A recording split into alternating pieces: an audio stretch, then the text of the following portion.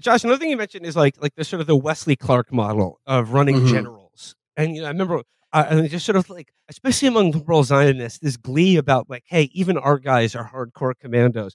I remember in Steven Spielberg's Munich, there's one scene where he made very explicit to include a character introducing himself as they go on some sort of commando raid to shoot a guy in bed with Uzis, and he goes, "Hi, I'm Ehud Barak." But I guess yeah. But I guess I'm wondering is like, okay, America has had generals become presidents before. You got George Washington and Dwight Eisenhower, but like, look at their records. Like George Washington, like America wouldn't exist without him. Ulysses Grant. Ulysses Grant as well. He won the Civil War. And then, Eisenhower, Operation Overlord. He was in charge of the Allied forces in Europe. That's a good resume. But like, where are the dubs? Where are the victories? I mean, obviously, Ariel Sharon. Ehud Barak got groomed on Discord in the army. he famously like cross-dressed to like do a bunch of assassinations. That's in Munich. They depict that in Munich. Yeah, I've never seen invented wokeness. He invented wokeness. But what I'm saying is like, okay, Ariel Sharon is probably like most known as like, being the butcher of Lebanon. But like that was and also disaster. the fattest man in the history of the whole planet to ever live. Ariel Sharon, after he had a stroke, there was like a big press conference in his hospital where his like, whatever worm did his communications for his office was like, he's going to eat healthy now. This isn't going to happen again. And Sharon was literally eating an entire can of Pringles in the background. It's like scrubbed from the internet, but that saga was so funny. He had a minor stroke at first that wasn't publicized. And when he got out, he celebrated by eating like 9 pounds of sausage and a bunch of chips and everything.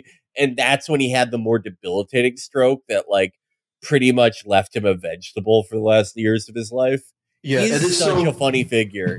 It's awesome because like all of this leads up to like the great like kind of tragic moment in the history of liberal Zionism where like he was like the Nixon going to China, he left Gaza, he was gonna like leave the West Bank, and then like all of this tragic, like it tragically comes crashing down because he was basically like a giant oval and he stroked out and became a vegetable, and then he gets replaced by the most corrupt man of all time who tries to like do like the peace process literally like by sketching out a map on a napkin and handing it to a boss of like you want this. Ehud Olmer was the Mayor Quimby of the Middle East. It was awesome. It was incredible. Sharon is like, he's hilarious in so many ways because there's a story that might be, it's one of those things where it's like this may be like kind of a myth, but that's not really the point. About him in Lebanon, right? It was after that like 16-year-old girl famously like suicide bombed an Israeli checkpoint.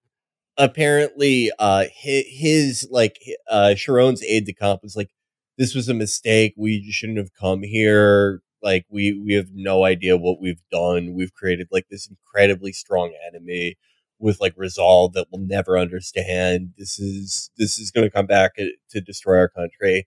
And Sharon was just like, "No, it's not." Like literally the onion. Well, yeah. Well, I feel like this gets to my point about like where are the dubs for all these generals here? Because it seems to me it's just like it's not so much about being leading a successful military campaign. It's about what people want is that you've blooded yourself for Israel, that you've committed massacres, not necessarily in a military victory or anything that like you could point out and be proud of. It's just sort of you've proven your capacity to execute enemies of Jewish supremacy. Yeah, they have like 1800 style propaganda going on for these guys. I remember I was like speaking to like this older Israeli person. They like brought up Sharon. They were like, he saved Israel in 1973. He's a tactical genius.